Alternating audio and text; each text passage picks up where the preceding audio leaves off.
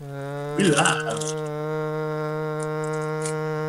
we're live. Hey guys, TazManiaAhmed and welcome to episode 6 of TMACAST. Today I'm back again, Mr. Jabba Jabba, DM, and our boy, the man Light. He's got many names. Special Before, guest. back in school, he was called K-Flays. Then he was called the original Black Man. But now he's known as, what are you known as now?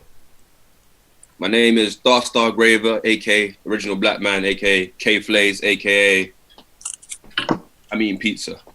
There we have it. Ladies and gentlemen, give a warm welcome to our new guest. Alright. Absolute legend. I was expecting you to pay the tune. Oh, dude. Friends. Oh my goodness. Costa, man, tell us how you been, man. Oh, okay. I've clickbaited this saying that you're the new Tupac, so please live up to the hype. That's funny. I'm wearing a Biggie top as well. Oh, mate. Oh, it's so fitting. It's so fitting. It's so fitting. So connected. It's so connected, man. It's so connected. Yeah. But yeah, things are sweet, man. Biggie was killed by the Illuminati. Yeah. Is it? Oh, we're going into that already. Wow. Before we give a quick talk to Costa about what he's been up to since we last saw it. Because it has been a while, so he's been producing his music, so... After the YouTube stardom that I achieved, doing our little challenges and whatnot, I was like, let me make my own label. And let me just make some music. So I started making music in college, done music tech, went on to uni, done music business, and ever since I've been releasing bangers, music. Innit? Straight bangers. Yeah, and now my name is DarkStar. There we have it. So is it fair to say that means TazManiaAhmed back in the day set the route for DarkStarGraver? Are you gonna try and take credit? I'm just saying the backstory. The full story is there for everyone to see. It's bad. You know what I tell people, like how I started rapping? Yeah. I say like I started freestyling. Yeah. There's a few freestyles on my channel, right? There's a few. There is. Some very embarrassing, shoddy freestyles that should never see the light.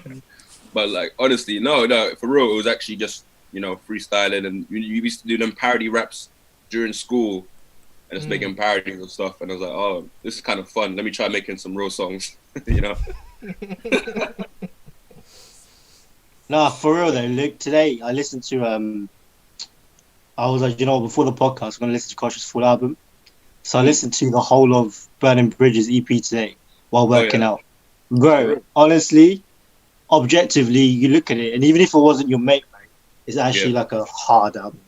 For real. Because it doesn't sound like a rookie album, do you know what I mean? It sounds like someone who's been working on his sound for a long time.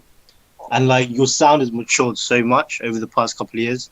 Because seeing like the type of rapper that you were, like in college, back in the college days, is like a completely different human being. Like, mate, I just have to tip my hat off to you. Do you know what I mean? It's lit. Oh, bless, man. I appreciate it. Yeah, I spent a lot of time working on the craft.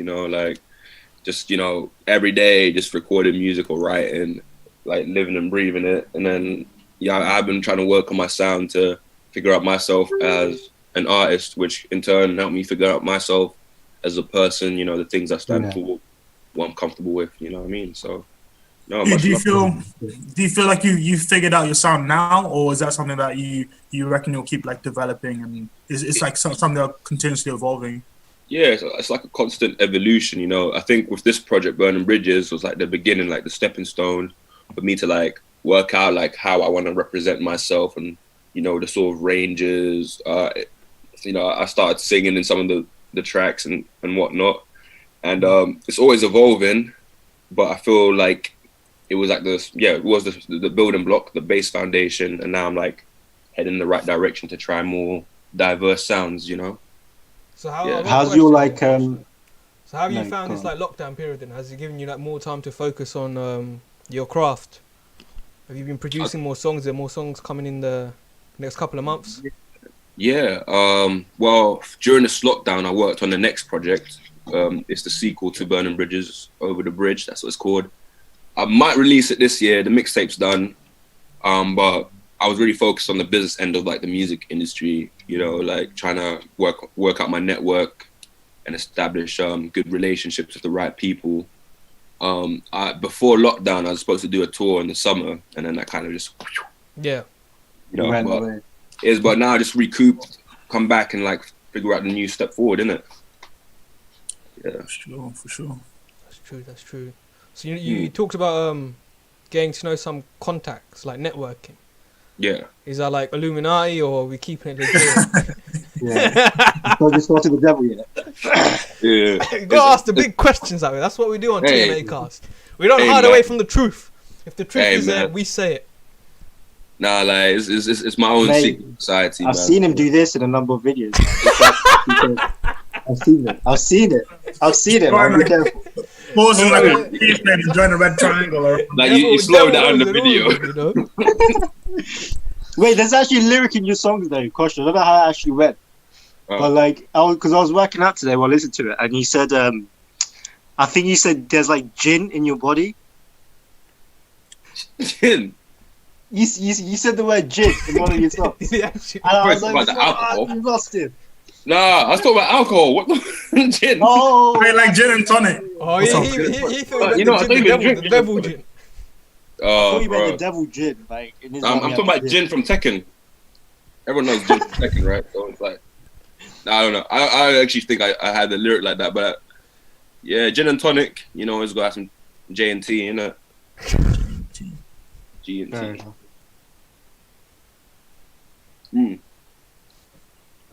So Jabba, when's Jabba Productions gonna be releasing next track? Well, today That's I'm what- making the announcement that We actually have- talked about this, didn't we? Yeah. Yeah, my first signing is TazManiaAhmed. Lads, I'm the I new didn't know Ali you- Abdel. I'm the new Ali Abdelaziz for all these YouTube influencers. We're gonna get Tarek some good, solid roles. Do you know what I mean? In the industry, like what guy? Like if Tarek was to play one actor, right? Who would you say he would be best suited as? oh damn man, that's it. You know, You have to make a bold everything. You have to do like the bold Tekken, Taken, like the bold Die Hard, the whole Star Wars trilogy. and he's not even bold. Bold That's the Terminator as well, mate. That'd be shit. That's the one. That'd be I can see shit. that one. bold talent, he's hilarious. Hey, quick chat about the bold hitman though, Costa. Yeah. Me and Dan have actually sorted out all the scenes for the film, Oh, for and real? you've actually got quite a big part in the film.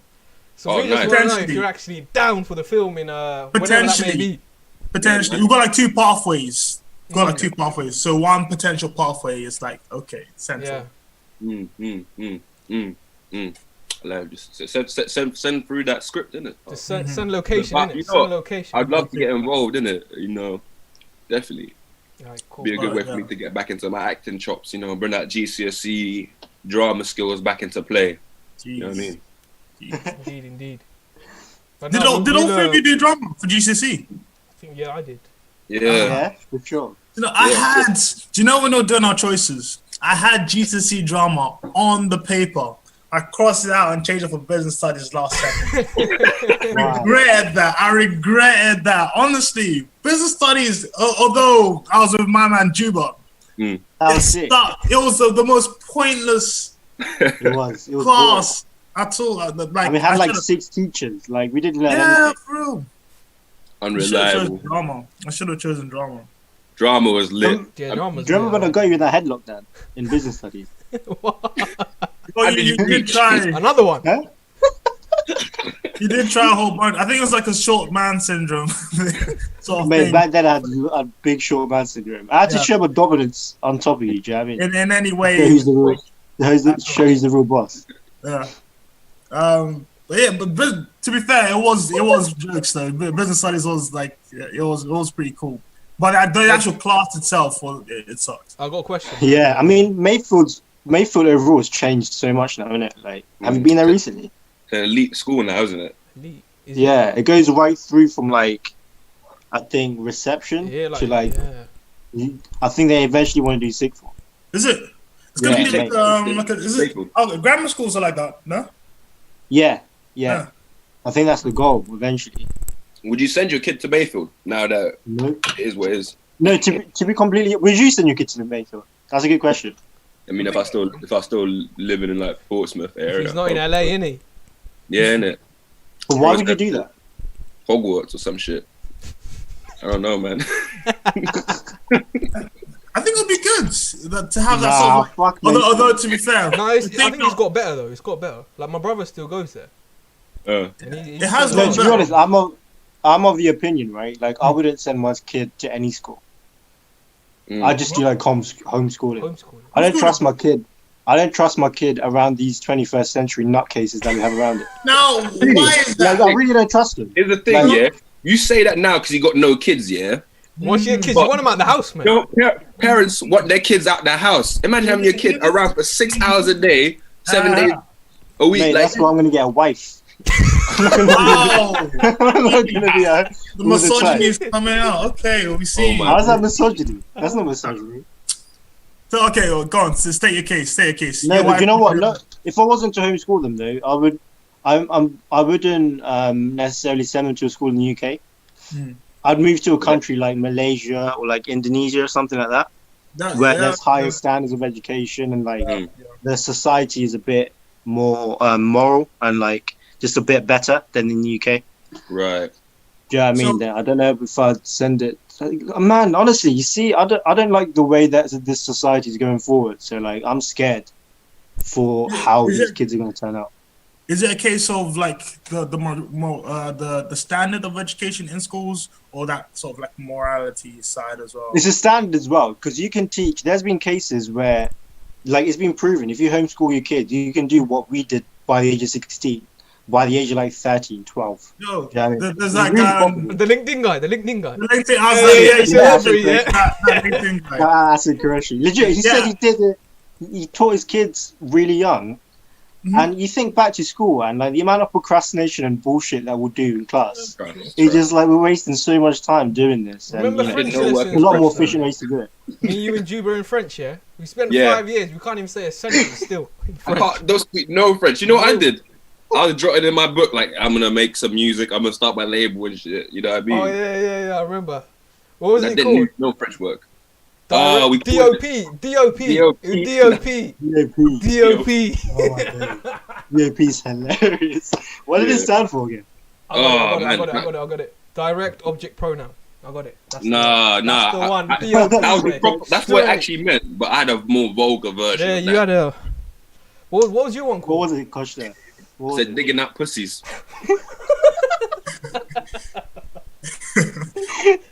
This is why you don't send your kids to public school. Prime example. But real talk, Prime if I had the example. money, I'd get a private tutor. You know, I think I would. But what's Wait. your take on schools though? Would you send your kids to school? And, like, would you send your kid to Mayfield? I think education, like the education system, is pointless because we live in a society where you can get any bit of knowledge. You can educate yourself if you're determined. You put your head down to it. You know, obviously there's always that added value from having a mentor experience, like a mentor that already knows it inside and out, and that can give you that guidance and say, this is how my path worked out. I know this is proven, this works. But education system as a whole is pointless. It's just egos. Yeah. It teaches you how to work for a system. It trains you to be a worker, essentially. You know what I mean? Yeah, for sure. For sure. Just put you It's in that just- long cycle. Mm. Yeah. It was a waste of Yeah, time. exactly. Do you know what's crazy though, right? So with this coronavirus thing, everyone's finally realised that university is dog shit and you can do it all at home. And you don't need to go to any of these lectures at all. It's so pointless. It's pointless. It's And- money. Yeah, Like exactly. We It's all said, it we is said money. that last episode, didn't it? Full on scam. Even if It's the open. reputation as well of the university that you want. Yeah. So like Harvard have said, I think a number of unis like Harvard and Stanford, right? They said next year we're gonna make all our teaching online, but you're still gonna have to pay the same tuition fees.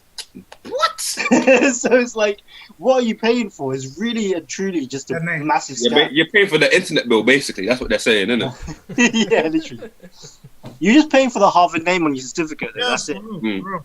Because essentially, when you leave Harvard, that's what's going Yeah. to be, and that's what's going to put you above maybe other candidates applying for the same position. You know? Legit, bro. Like I fully would like attest to this, right? Like I've done 3 years in a banking and finance course, right?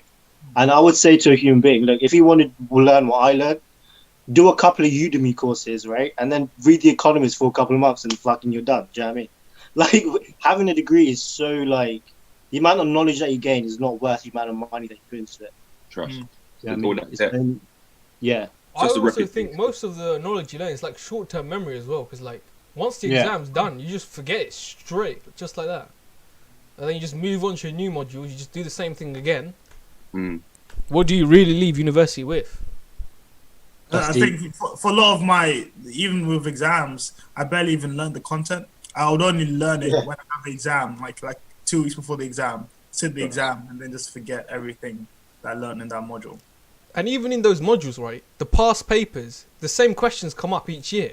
It's just differently worded. So you can just revise a past paper, memorize the answer, and then you're set. So you don't even learn anything, really. Mm.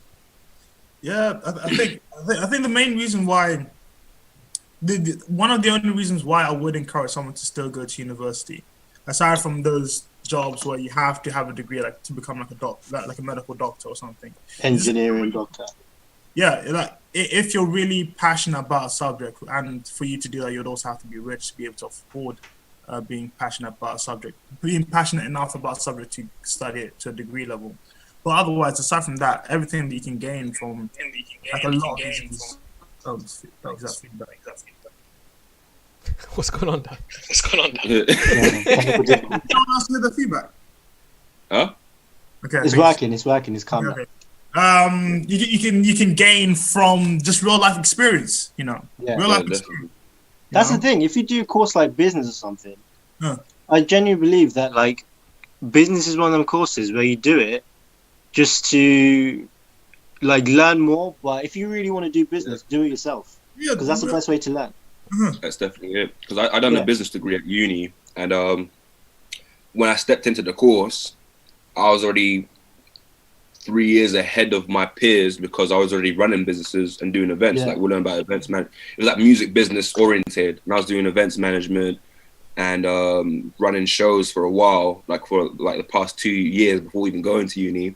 So I learned a lot of the subject from, you know, adapting in the real world, you know, learning how to manage contracts and learning how to make financial forecast plans because it was a necessity. And then getting into the course and spending like God knows how much money, right? To Yeah. sit and someone tell you how to do it. And then everyone's like jotting notes. I'm like, Yeah. sat there in the class, like, you didn't know that? Like, Yeah. A lot of it is really just common sense, though, right? yeah, pretty Yeah, much. But like, yeah, no, carry on. Is what you make of it, really. And building those relationships. And I think business is one of those things where you learn from it because you have to cover all aspects of it. You got to be your own financial manager. You learn the timekeeping. You learn how to proofread contracts and liaise with people and come to agreements organically, you know, from the small conversations to like the casual conversations to the more, you know, weighty financial, you know, conversations and that kind of stuff, you know. I think the only thing which was very useful in that course I did was probably they taught like the legal side, which isn't the fun side, you know what I mean? Yeah. In any sort of industry, learning the legal side is not the fun side. You're not going to really pay too much attention to it. But that You was need to like know. the best thing. Yeah, you need to know that. Yeah. But yeah. That's the thing. I feel like in this day and age, though, the majority of people go to uni. I'd say like 60-70% of people that go to uni just go there to like mess about and like It's like meet people procrastinate as well, for 3 innit? years. Yeah. You get a good chance to like meet people from all around the world, Mm. and like societies as well. Learn Yeah, That's about- what university is great for, though. 100%. Like my university, Cass Business School, was about 60-70% international students. So it's Nice. people that I would never meet on a usual basis. Like people that have, especially international students that come over to the UK, they're quite well off people. So they have like, you can get a lot of connections while at uni. So I think that's one of the main like advantages of going to uni, just to meet people, and that's it. Yeah, like for you real. really paying 20 grand a year to meet people. Like, come on, like. But the type of people that you can, it's ridiculous. Like, I when I was at uni as well, I could be walking past someone that's like his father's like some next high position within like the World Health Organization or something, or but you would never know. Or you could be walking past someone that's like top of their field, absolutely killing the game, and you just wouldn't know at all. But you're on the same campus, you have that same like reach to the person. that direct reach to someone. And I think that's one thing about university that it's difficult to find anywhere else into that like immediate access. It's like finding people that also want to be successful. And then that way you're building you're always, even when you're not learning in the class, you're learning from the people that you interact with in a way, the equally as driven people, and then you're building a future network for yourself from there. Like international students, someone might go back to Hong Kong, but you had a great relationship with them throughout uni. Then you make a business deal, like, I actually know somebody. He's networked in Hong Kong, man. You know what I mean? So that's the best thing. I think it's mad that CAS is like 60-70% international students. Yeah, Philly, like 67%. Majority of people are Chinese people. Like most of the top 10 probably are, because they make so much money from it. Yeah, that is true. Like triple from international students. But like the thing about international students though is that like the vast majority of them are so like focused on doing their work. So like back to Kosh's point, right? You look at these people and you just feel like shit. You're like, damn, I ain't really doing anything. But like these people, they've traveled all this way, and so they don't want to waste the opportunity. So it makes you step up your game. Do you know what I mean? Like you're supposed to hang around with people that make you feel bad. Like you're supposed to hang around people that like build you up because like they're working so hard and you're not doing shit. So you need to start upping your own game. Do you know what I mean? Like you shouldn't be allowed like constantly around people that like make you feel secure and like make you feel like you're okay. Because like you need to grow as a human being. Do you know what I mean? Yeah, and I think that's the problem with a lot of people. They just hang around people that like tell them they're great all the time. It's like, nah, bro. Like you need to sort yourself out. Do you know what I mean? It's important. It's also a good way to like get to know different cultures as well. Because before university, you wouldn't meet some people from like different countries you probably never even heard of. Then you get to university, you meet people. Like I got a friend from Mauritius. I didn't even know where Mauritius was on the map before I even met him. So I was like, you can meet a lot of people, get out of your comfort zone. With that particularly, I met a guy from Mauritius, and I had to know he was like an ethnically Chinese.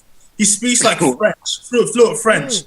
And like, all his friends were from like ethnically Indian, and I was like, Mauritius is mad. Like this place, I would have never known. I know Mauritius is technically part of Africa, so I would have just guessed like the people from Mauritius would look like me. But it's completely different from any like conception I would have had unless I'd met someone from there. Mauritius is literally like an amalgamation of like loads of different countries. Bro. Do you know what? I've met a couple of people from Mauritius, and they've all are like the nicest people you'll ever meet. Because I think Mauritius is like a beachy island, right? And like everyone there is just extremely good human beings. It's like a African Hawaii. Big up Mauritius. Yeah. Big up Mauritius. Big up Mauritius. Yo, We're gonna hold a music event there one day, yeah?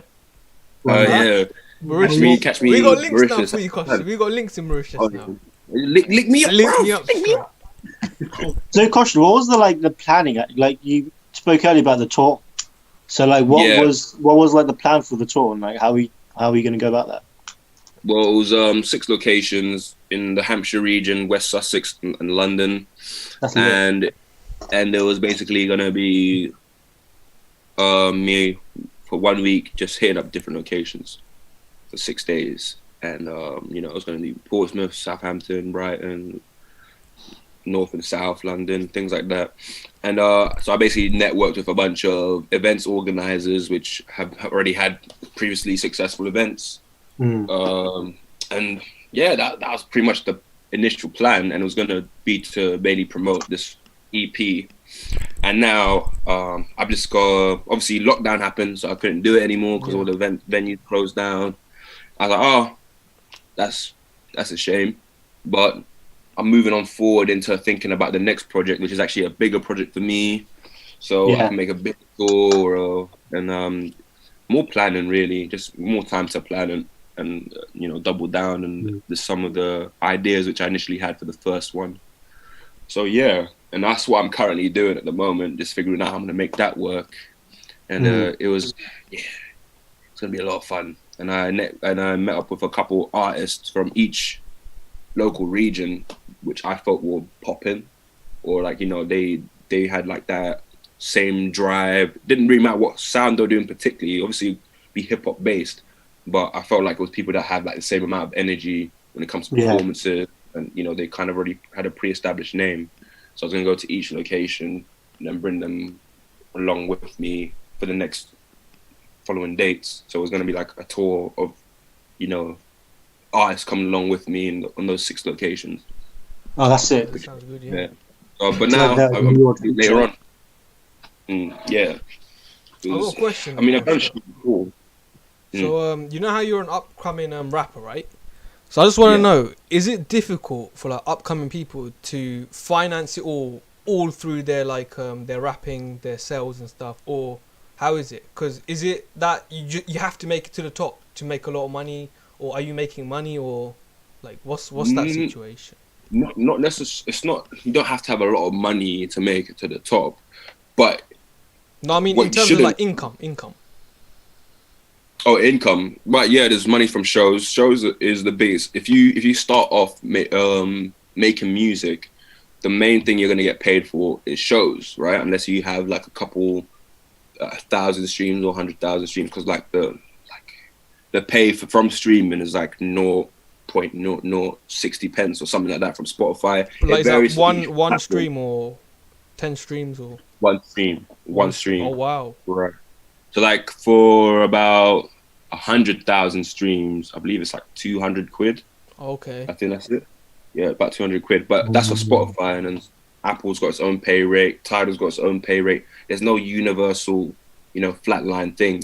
So what you really do make your money from is charging, you know, appearance fees. So getting paid for a show, or the merch that you sell for your shows as well. That's where mainly the income comes from. Okay. If you're not really streaming, or if you're not really selling physical albums. So that's how you really make it. And and yeah, it's a hustle. Like I think I've been taking music seriously since about 16. So it's been about 6 years now. So yeah. But I feel like being an artist, right, is like it's like exponential growth. So like at first it's quite slow, but then if you really start popping, then you fucking make bank. Do you know what I mean? So one of them was like for 10 years, fucking 10, 15 years, you can make nothing, literally zero. And then you just need that one big break, and then, you know, like, you make better money. I saw a picture of Travis Scott. I think it was like in 2010. It was a show he was doing in Houston. And it was like, I think it was like, it looked very amateurish. There wasn't like a huge crowd. And then it showed a picture of him doing a concert in like 2020. I think I saw one for Ed Sheeran as well. He used to I think he used to play his guitar on the street. And now he's like packing up Wembley and stuff. Yeah. Just with a guitar. Yeah. Ed Sheeran's concerts are mental, though, right? Because there's no one else on stage. It's just literally just one man on a chair and a guitar, and hundreds of thousands of people listen to him. Like that man is like ultra like next gen talented in what he does. He's definitely like top 3 biggest artists in the world. Yeah. Like, and I think with people, what you're saying about the growth line of it is that, you have to hustle a lot. You won't expect anything right away. But I think now, because we live in a social media era, there's a lot of people in whatever industry they're in, but we'll just focus on music, they're expecting it to be like an overnight success thing. Like, but it's one of them things where you have to love each milestone, you know. Like I remember getting guests because I got 10 plays. Now I got 100 plays. Oh, now I got 1,000 plays. It's like, enjoy it, or else you get sucked into a hole of waiting for it to happen, you know? Yeah. And you just got to keep hustling, keep the momentum going, because it might be 5 years of work that lead up to you having one amazing year. And that's what it's really all about, man. Yeah. For sure. I listened to Costa. Oh, do you wanna go with Jube? Yeah. So I listened to this like Drake interview once, right? And he was saying he was giving advice to like new artists, right? And he was saying to all new artists, right? He was like, out of all my years of music, the best feeling that I've had is when my music first started blowing up, and people were like giving my CDs to loads of people, and they were saying, "Oh, yo, have you heard that new Drake?" And he was saying, when he heard people say, "Have you heard that new Drake?" it was like the best feeling he's ever had, because it was like the moment that he knew that he was going to blow. So he was saying to all artists, that's like the pinnacle of appreciation people have for your music. Because once you reach that point, now everyone on the planet knows Drake. So now, Yeah. so no one, he's not gonna get that feeling of like, oh, have you heard that new guy Drake anymore? Do you know what I mean? And that's a beautiful thing, man. Like once you get to that level, it's just when people start appreciating your music, it's like it's so sick. Like it's all worth it when it gets to that point, for sure. Definitely. That's It's true, the people that start supporting from the beginning that become your core fan. It's like when you have a real fan, that's what you crave. It's not about how many people listen to you, but it's having that one person that you know every time you drop something will want to listen to it. Like today, I had someone hit me up and say, I just bought your album. Not even just streamed it, but said they bought the album and just hit me up and said, I think it's fire. And I was like, okay, cool, man. That's dope, man. All right, you supporting like that. That's why people are surprised at the amount of people that go to Russ concerts, because he hasn't got that many followers on Instagram, right? But this man's selling out concerts all over the world because his music has like touched the hearts of thousands of people everywhere, and he's relatable to everyone with no social media antics. Yeah, literally, like nothing, just on SoundCloud. He did that thing where he said he uploaded a song on SoundCloud, one song a week for like 10 years, and then that's how he blew up. Yeah, right. That's where it takes that level of dedication, really. Like I like watching people like Russ. Like he inspires me. The fact that he does everything himself, from making the beat, writing the songs, performing, rapping and singing, and then mixing and mastering like the final touches. He manages that all himself, and that's the level of commitment you have to have. You know, being self-reliant like that is difficult, especially when you start off independently. But now, because of that, his work ethic is paid off to him having like I think it's a partnership deal with Warner Music or something like that. Yeah. And I think it's a Universal. I don't know. I think it was Universal Records. But you don't have to you don't have to like sell your soul anymore to make it in the music industry. Oh, no, man. None of that Illuminati nonsense, bro. None of that shit. Didn't you watch a video earlier, Jubet? Some 50-minute conspiracy video. Which one? Earlier today in the morning. Didn't you watch like a full? Oh yeah, I watched the video this morning, right? Because I didn't watch it, so you might as well tell everyone what. It's a bit sus. It's a bit sus. I don't really think it's the right time to talk about it. But what I would say is that a lot of people in the music industry, it's scary because they don't know what the message that they're putting out. Yeah. And the message that they're putting out is actually extremely dangerous. And like, look, I'm not a human being that is into conspiracy theories that much, but like the devil is a real thing, bro.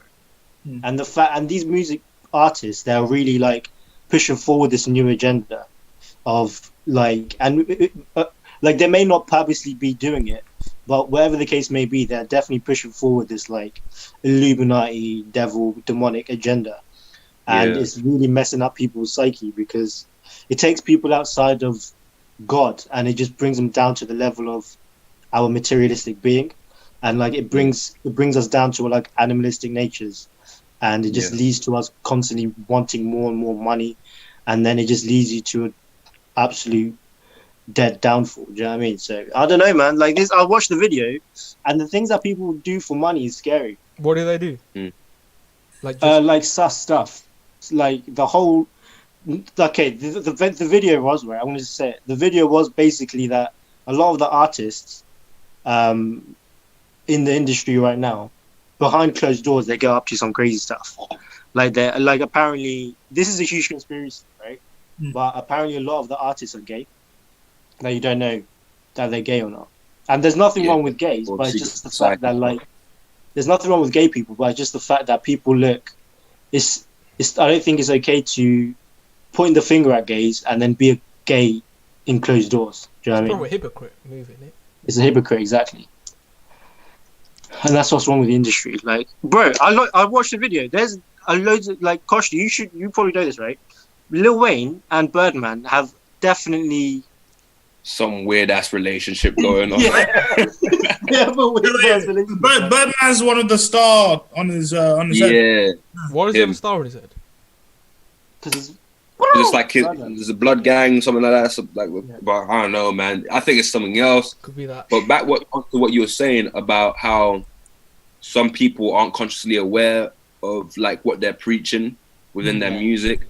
Like I hit a point, like maybe I think last year, I got kind of fed up of like making like the turn up music, like the typical like, oh, party this, party that, because I was like, well, I thought about the music which I like to listen to and like what I really want to be making, and I would rather talk about my real life experiences, how I'm trying to uplift myself out of negative experiences which I had, and use that as a platform to say, okay, times get tough, but this is how you can get through it, sort of thing. That's what Burning Bridges was for me. And it's true, like people are so lost with it. Like you got a whole generation of kids like addicted to popping pills and doing lean and all that stuff. Yeah. And you say, why is that happening? It's because that's what the musicians are talking about. And now we've got a generation of younger musicians that talk about it. They've never touched drugs in their life, only because they heard their favorite artist start talking about it.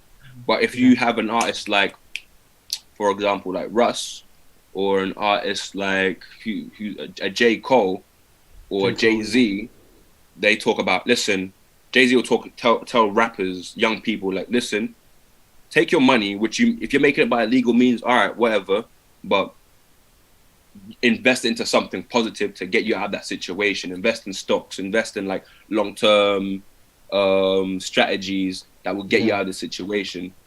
Or that real valuable stuff to empower you yourself. But no one's trying to hear that. No one's trying to hear that. There's people just like, hey man, I want to go to the club and turn up and meet a girl. What's happening? All that nonsense.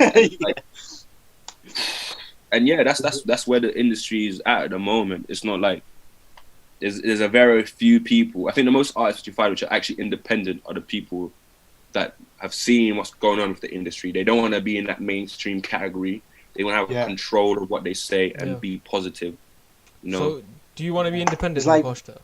Or yeah, for sure, man. That's the plan. You know what I mean? I'm being independent, invest in myself, get investors, and help other people that I believe in, that are talented individuals, that have got a good message, or want to talk about something which is real, rather than the typical violence or drugs and all that stuff. You know what I mean? Yeah. And not to say that I don't talk about certain things, but it's more like I'm flipping the script on it and saying this is what I've seen and observed about it. So is it true about if you do talk out against the industry, do they come after you? So for like example, like Tupac and people, where the whole like conspiracy, because they didn't like follow the set rules, they just. I don't know, man. Tarek, make that sound effect again. Huh? Nah, it's a one-time thing. We can do a rollback after. Just saying there was like 1 minute left on this. Oh yeah. You want to restart it? Yeah, I'll make a new thingy. Restart. So just stop video and then. Rewind. Yeah. Oh, not stop video. End the call. Right. I'll send you a link. Cool.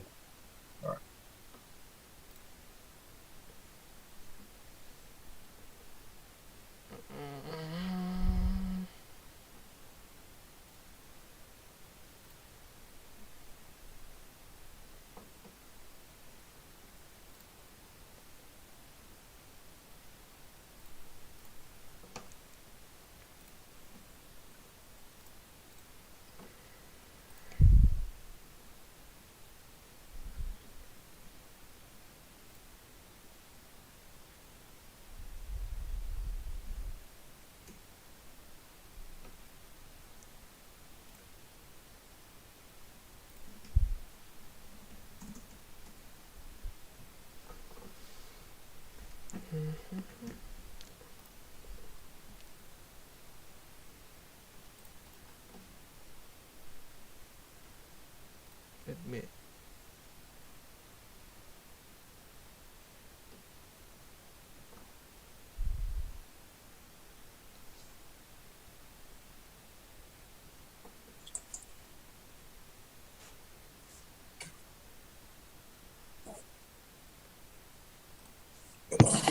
Tarek, is this live, by the way?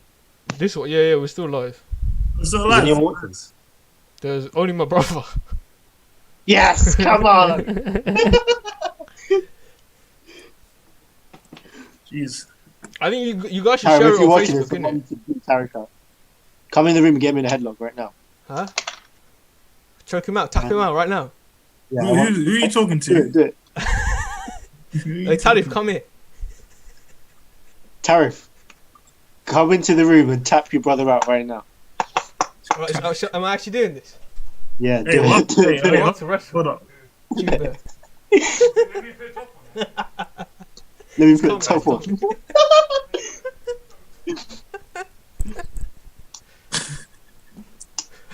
This is the intermission break where we start wrestling.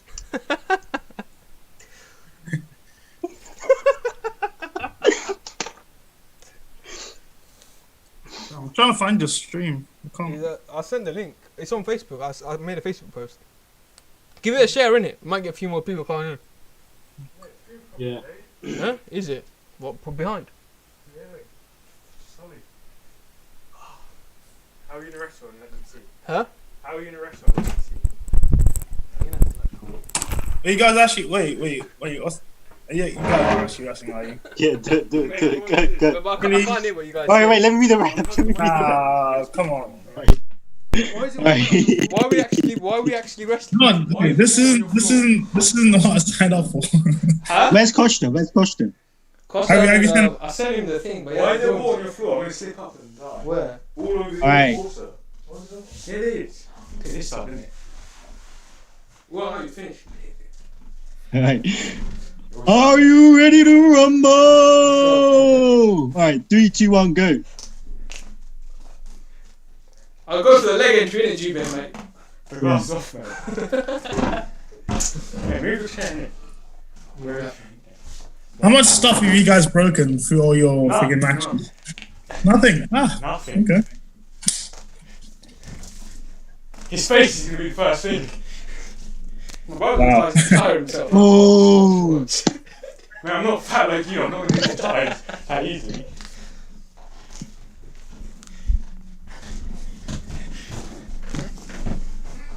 Alright, okay, you're done.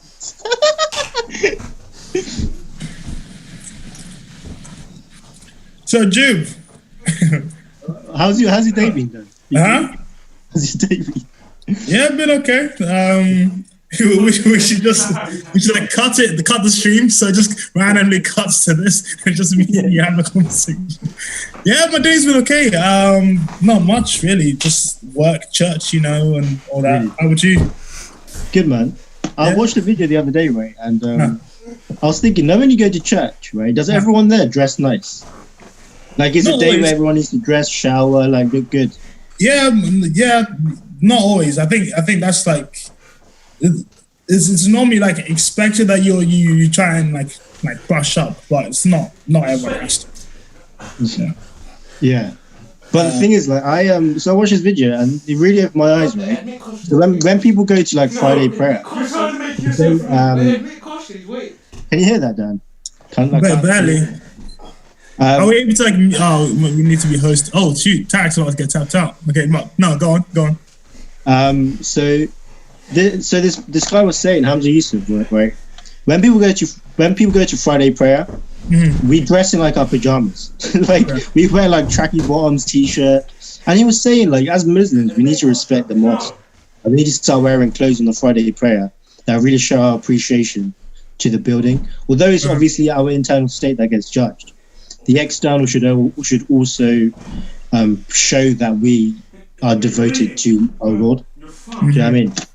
So, like, I think it's important actually to dress nice. It really opened my eyes to, like, the fact that we can't take it for granted, and we really need to try our best to make religion the center of our being rather than pushing it back. Do you know what I mean? Because, like, in this secular society, it's really easy to just use it as a hobby and you not use it as a way of life, because that's what they want you. That's what they want you to do, right? Like, they don't want you to talk about religion. They don't want you to show like your faith and wear it on your sleeve.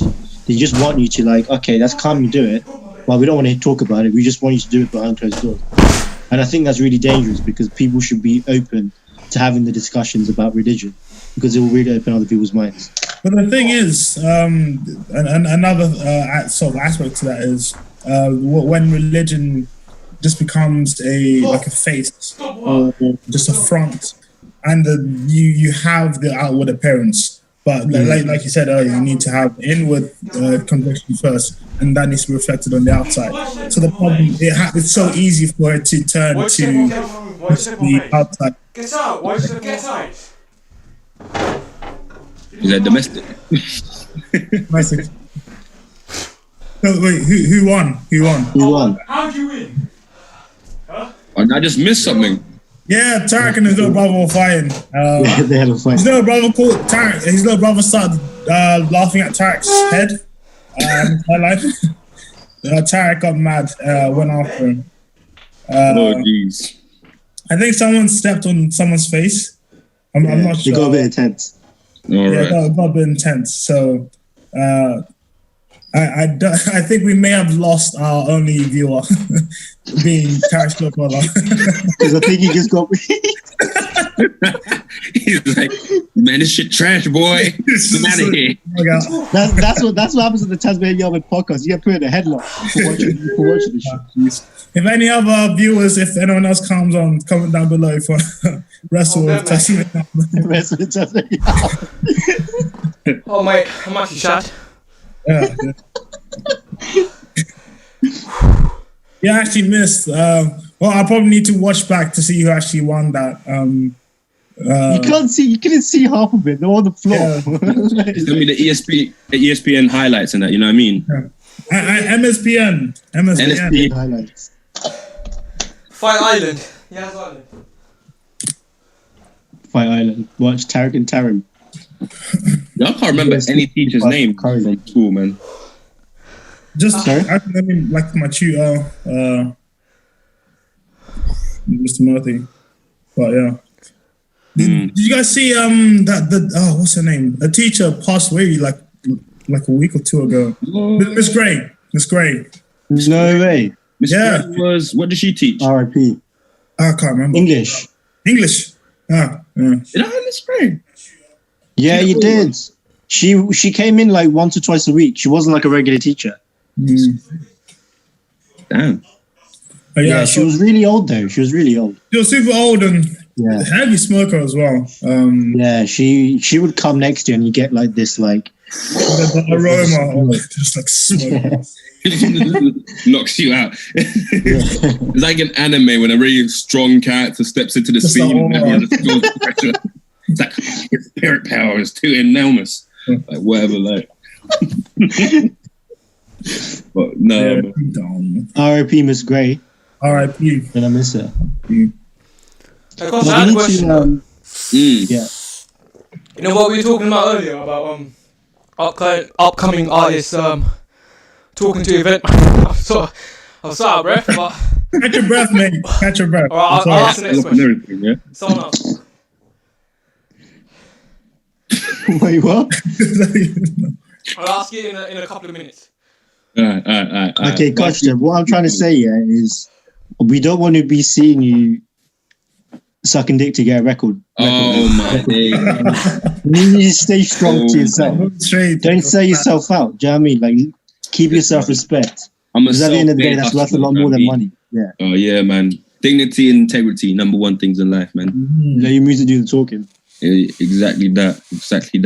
So when are you gonna get me, Dan, and Tarek on a song? Jeez, man. When Jabba Productions, decides to, get involved with it as well, like. Yeah. Yeah, man, we could probably do something. With the Bold Hitman soundtrack. Damn. We need a soundtrack. We need a soundtrack. For the action scenes, innit? And the intensity. Tarek's already got like a free sample for like Bold Hitman soundtrack. It's like one of those like really cheesy like na na na na na na na. Like zero suspense.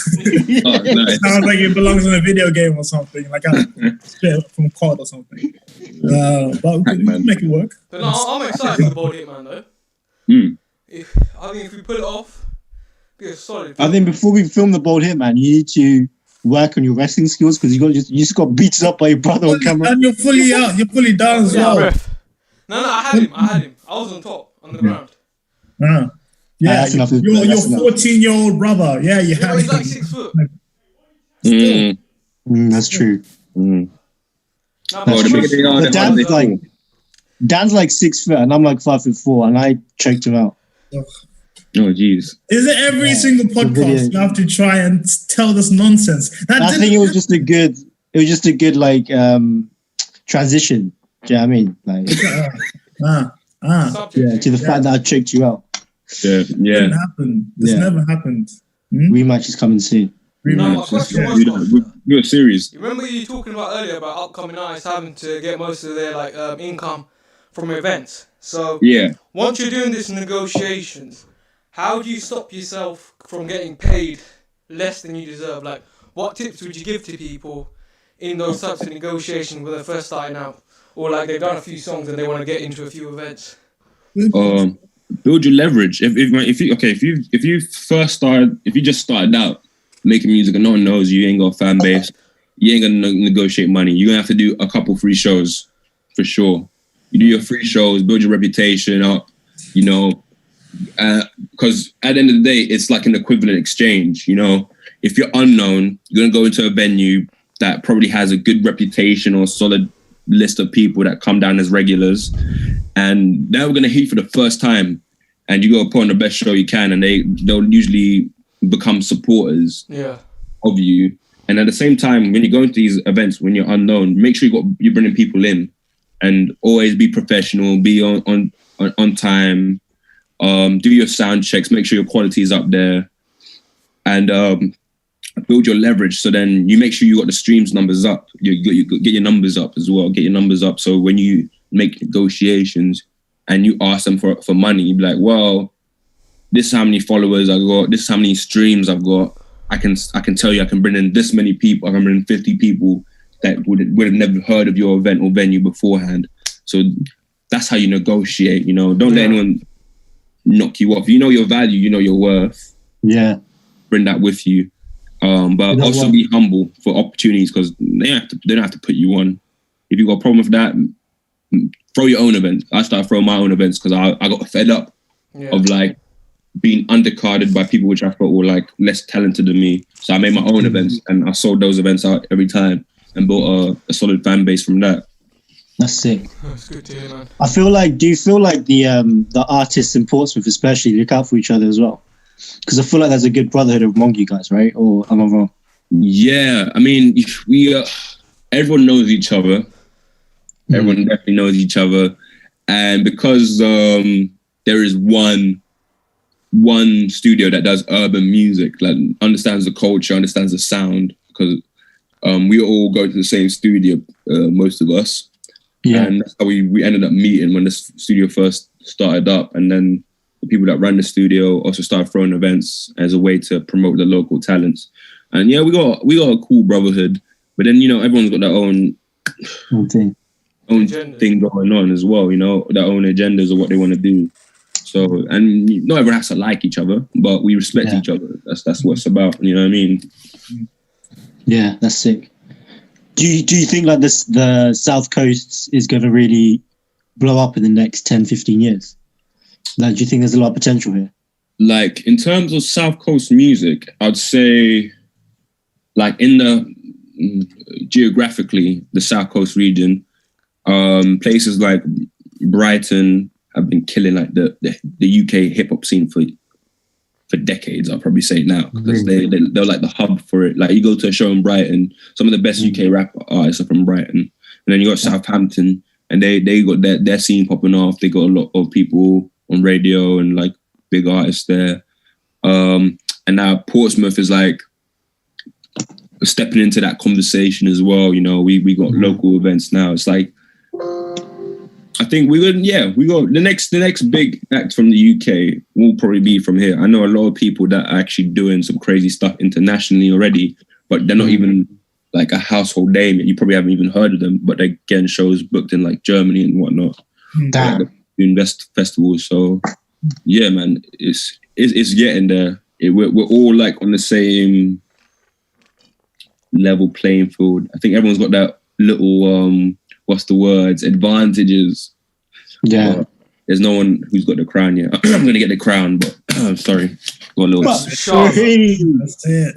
But yeah, but no, it's nice being a part of emerging scene. Yeah, for sure. It's exciting, isn't it? Because like because there's a lot of people around our age group that are like really coming up right now. True. And just seeing everyone do their thing is like interesting to watch from the outside, because obviously none of us are in the industry except for Koshta. So like watching it from the outside, I'm literally like interested in like, I wonder like which one of these, because I always thought the same thing as you. There's gonna be at least one guy from Portsmouth that's gonna really blow, at least one, and it's gonna be interesting to see who that is. Yeah, but it's one of them things. It's not. There's this lyric which I remember from someone who said, "It's not about who did it first; it's about who did it best." So someone will probably pop open that door to let everyone in or bring in all their attention to the scene as it is. But it's not really about who does it first. Whoever does it is going to be really important, because there'll be so much attention to everything going around here in terms of hip hop and in terms of UK rap or R&B or whatever. And I'm excited to see how it pans out, man, seeing the evolution, because I've been there from the beginning where we had to do like little underground shows to now doing, you know, festivals as crews and going on tours together, you know what I mean? Yeah. Exciting, bro. Man, Well, back to you. Drink some water, Tara. Bro, check your fitness. Mate, I haven't run in like 3 months, mate. This is the lockdown thing. Yeah, I could see it. I want to play football over the weekend a while ago, and I was like, bro, 5 minutes, my lungs were like heaving. I was like, ooh, I swear I used to run 19 minutes every day in school. No, so saying that, I went to play ball for the first time in ages with Rupak and Pat yesterday. And I remember like before like college during school, we'll turn up to like Asda Courts in the morning, play until like the afternoon, like before like 6. Like constantly all day. We played one game of 1-on-1 and we were done.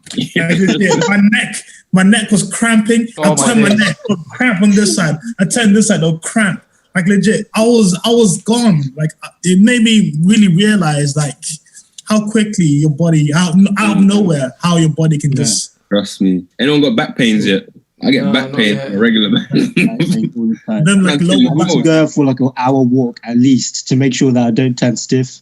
You know what I mean? Like my back pain's bad. This just makes you think how people like Ronaldo have maintained their like fitness levels for so. How old is Ronaldo now? He's like what, 35? 35. Yeah, I think 35. Like so he's like obsessed. And we're out here getting tapped out after like 1 minute of wrestling, mate. Yeah, but you have to understand, Ronaldo does it as like that's his profession. That's how he makes millions of dollars. Do you know what I mean? No, it's like, if that was your motivation, yeah, exactly. If that was your motivation, then fuck it. I'll be exercising like 6 hours a day non-stop. But I say you just have to have the drive to want to be the best you can be every day.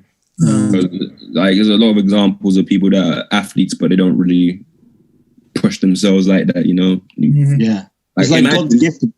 Yeah, imagine if someone like Wayne Rooney had the same work ethic as Ronaldo. Yeah. Literally, like ridiculously, he'll be like the next Ronaldo, because I don't think he was like the next fat Ronaldo. Like he could have been at that level because his striking was ridiculous. Do you know what I mean? He at one point he was the best player in the world. Really? He was. Fat Ronaldo? No, Rooney. Really? He never won the Ballon d'Or. Rooney. He was unstoppable one year. I remember. Yeah. I remember seeing memes and stuff. I think it was when like there was like Rooney, Ronaldo, and Berbatov. Yo, man, that was back in the heyday, bro. Back when I was so used to support Man United. Now it can't be us. I don't even support the teams anymore, man. Like I've just like lost it. I would say I'm a Chelsea fan, but I wouldn't care if they won or lost. Yeah, like what team you support? And like, you know, like I like Chelsea. They wear blue. Sometimes I wear blue. Like, yeah. Remember that time when I came Pickwick football training and there was a dog once?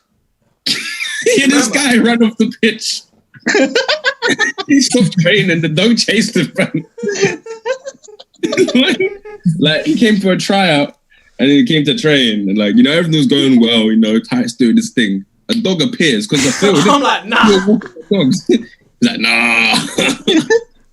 I don't want to be a football player no more. His career, that was the end of Ty's career. He could have been the next big thing. It ended before it started, mate. If we went for one dog, he could have been the next big thing. Trust me. There's always that one person that's just shit scared of dogs. I don't know why. Like, what's a dog gonna do to you?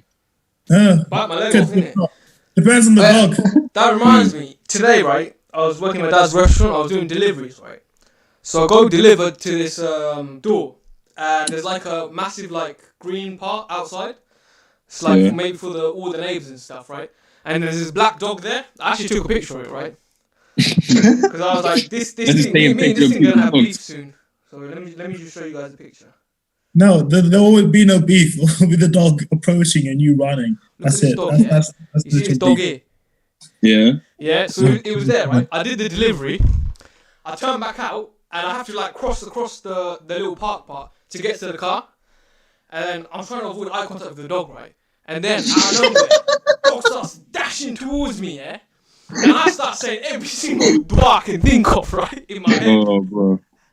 And this dog comes up, like it comes right next to me. I don't know what he tries to do. He tries like sniffing my pocket or something. And then like I'm just saying like all sorts of stuff. And then like finally it stops. And then it moves a bit more. And then I realise his owner's in the garden. So I'm like, yo, can you call your dog over? Because I'm a bit scared out here. And he calls his dog over. And then I can make it back to the car. So that's my little story today of the adventure of the black dog. You need to assert your dominance, Tarek. No, That's what you need to assert your dominance. You remember when I outpaced the dog back in the days, yeah?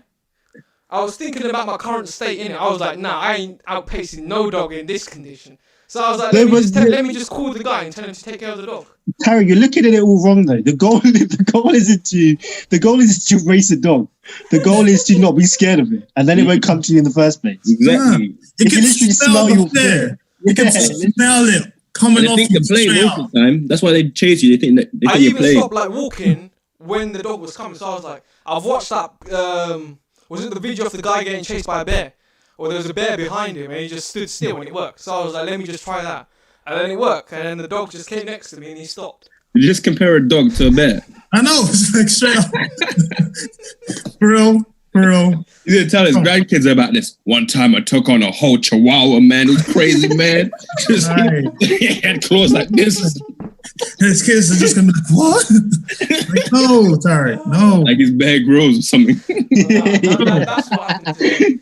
The fact that you look the dog straight in its eyes. Did you see a picture of that dog, Dan, mate? No. That's exactly. You would have picked my leg off. I would have been done out here, mate. Look, Tarek, if a dog bites you, you deserve it. Wow, how are you gonna say that? If a dog bites you, you deserve it. How? I'm minding my own business, right? The dog doesn't have to come chase me, does it? No, because you're scared of it. Down the path. I'm not looking at it. Do you know what, right? I listened to this interview and it was with the dog whisperer. And he was saying the issue isn't with dogs that are crazy, right? The issue isn't the dog. The issue is the owner.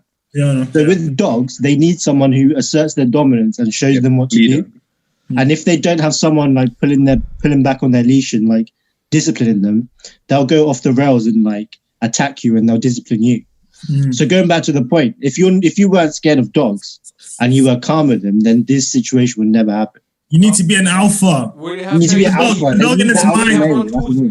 Even if I wasn't scared. But I didn't even show you was scared. I was just like, I wasn't looking at the dog. I was just walking. Exactly. Yeah, but if you look to your heartbeat, you weren't willing to look it in its eye. That's it. It can smell it. In the eye, it's gonna get my attention.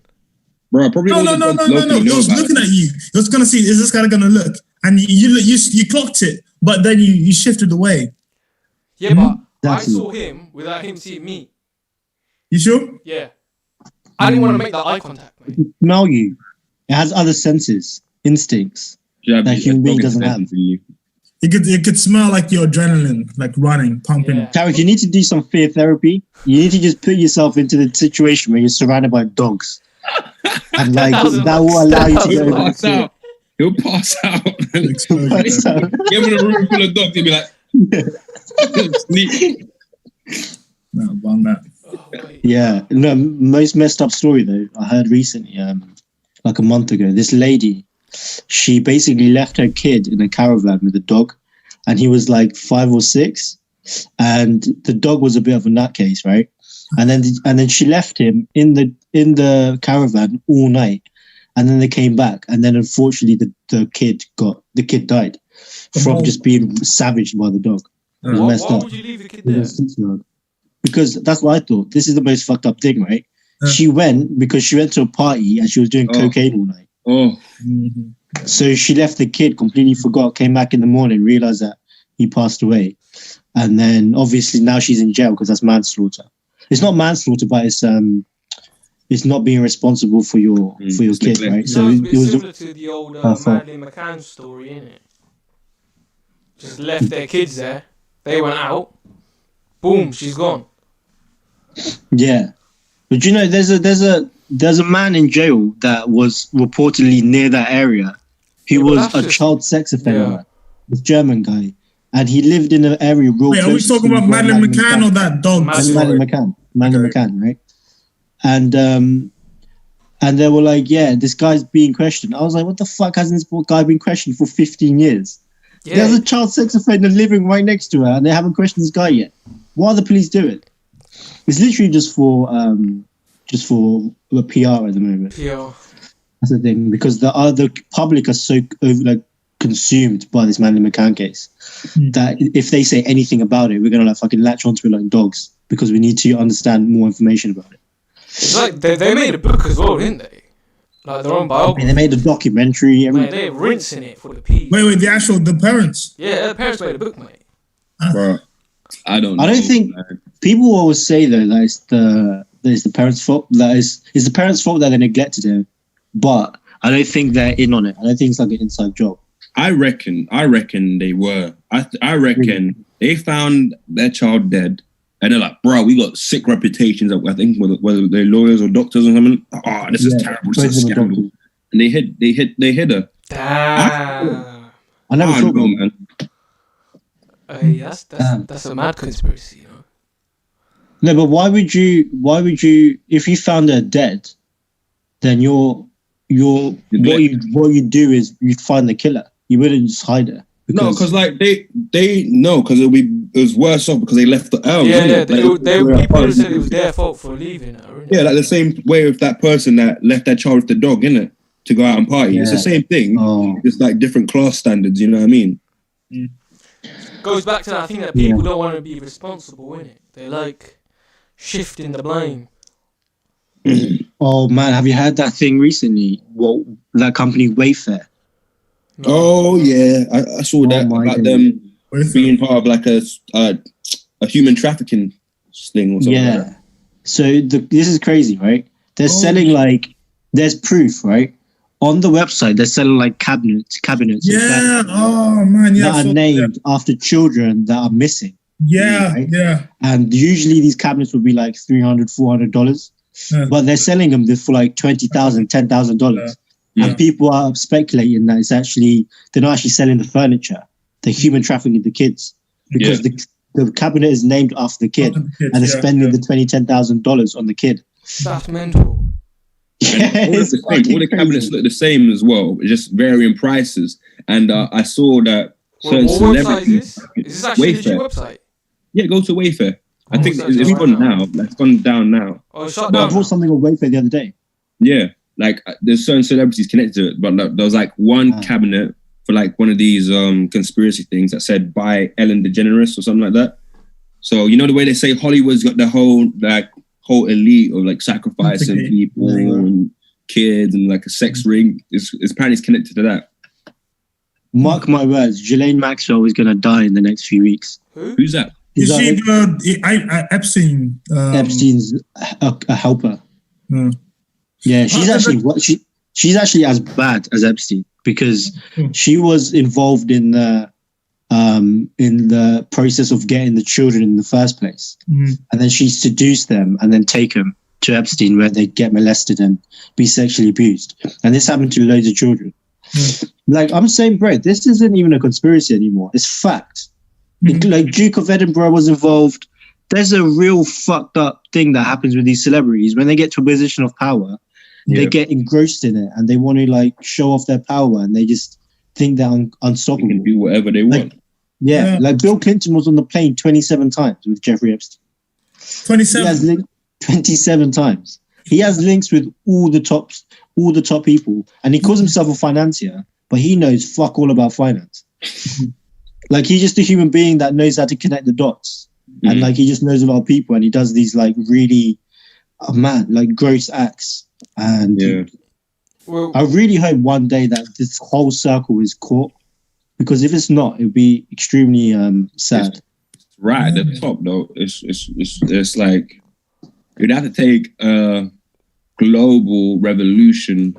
Yeah, everybody would have to be involved in order to stop like the powers that be that are really doing all this twisted stuff to, the society. Like a raid Area 51 situation, though. Yeah, where everyone's gonna storm Area 51.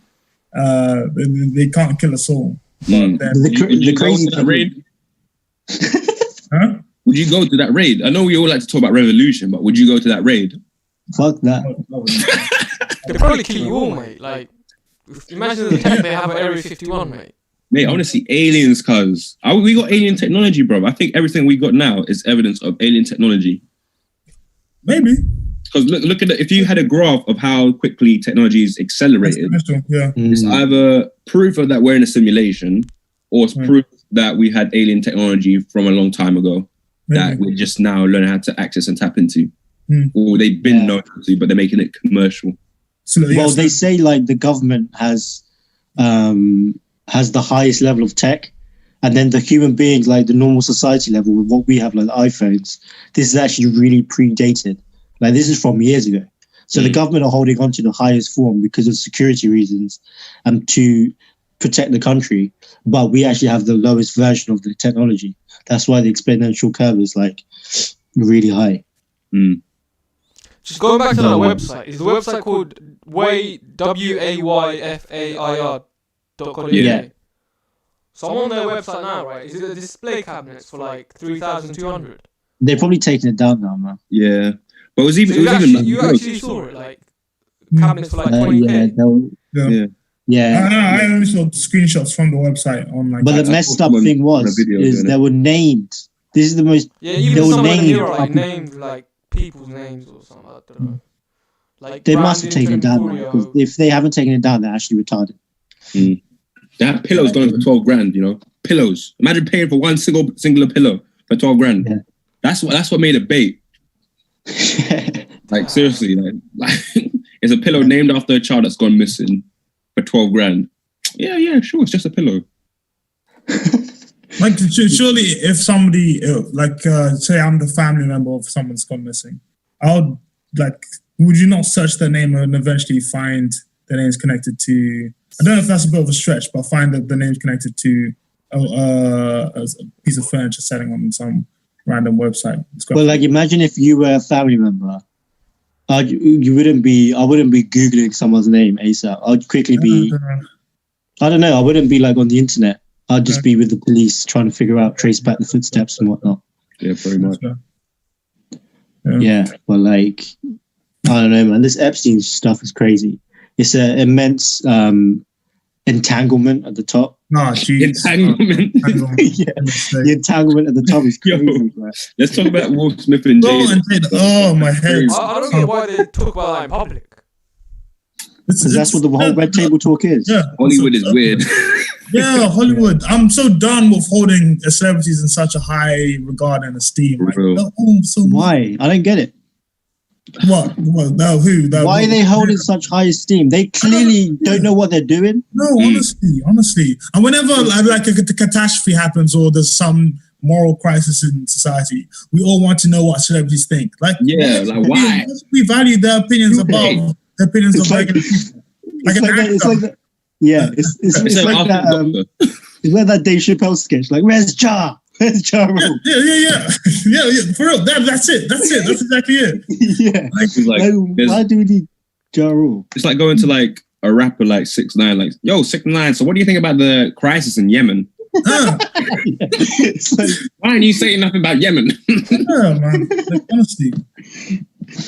Really, it's dumb though, because like, you know what? I really felt sorry for Will Smith. I really felt sorry He for him. looked proper sad in the video. Yeah, he looked depressed. Wouldn't you though? In public, man. The whole world. In public, everyone knows about it, but they're very a private couple, innit? They try and keep everything they do low key. But that was the whole point of the Red Table Talk, to make it from private to public. They talk about everything openly now, and that's dangerous, man. It can't lead to any That's why harm. we're even careful on the TMACAST with what we say, mate. Yeah, but the thing with Red Table Talk as well, and Will and Jada, I remember hearing, we could probably call them conspiracies, but talk about them already having an open relationship for the longest time. I've heard rumors about it, how they'll allow like different celebrities into the relationship, and they'll like all for Will and Jada, each of them sleeping with other celebrities. And it makes me think, okay, what if this is something that they're already doing, and they're just showing a side of it now just to fit some agenda somewhere? Well, like, I think that's like a legit thing that could be happening right now to shape public opinion of how couples should interact with one another. For real. Like moral standards. Yeah, I think there's a bigger agenda for that. Yeah, but I think in this circumstance, I don't think that's what happened. I think it's just that the fact someone called them out on it that shouldn't have. August called them out. I said, "This is what's going on there." They were like, "Oh shit, man! Now we gotta go on camera and talk about this drama." But I do believe that's a hidden agenda in society. Like when I watch shows like the show which I really hate is Love Island. I really hate that show. I don't. Because it just teaches the mass youth that with relationships, you can get with someone today, tomorrow break up with them, and then go sleep with their pal. That doesn't work out, but it's all right. It's just a little hookup, so you can go have a committed relationship the next week with this. Like, it's just sex, and like it's really immoral. Like, these kids that have no parents, they got no parental guidance. Think about it. Most kids' parents probably divorced. They don't have no role models to look at. This is how a relationship should be, a secure relationship. So they go to TV for that sort of guidance, and then that's what they see. I think the vast majority of children in this day and age are born out of wedlock. Like they're not born from real relationships. So it's leading to this generation. And I'm just going to say this, right? That Prophet Muhammad, may peace be upon him, he actually predicted this. He said near the end of time, there will be angry children. And by that, what he meant was like, there'll be children who'll be telling their parents what to do. Like they'll be the masters of their own parents. Like if I talk back to my parents, I'm getting slapped, bro. But like in this generation, you can literally do anything.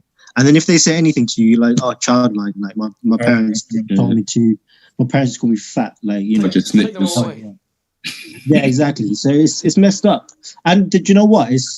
It says something about society when they turn the most intimate of acts, which is sex, and they turn it into something that's not intimate, and something that's just you do with not thinking about the consequences of your actions at all. It's just one of those things, isn't it? And it really is messing up the minds of people, man. I believe that's part of a bigger agenda, but I don't think people are realizing it.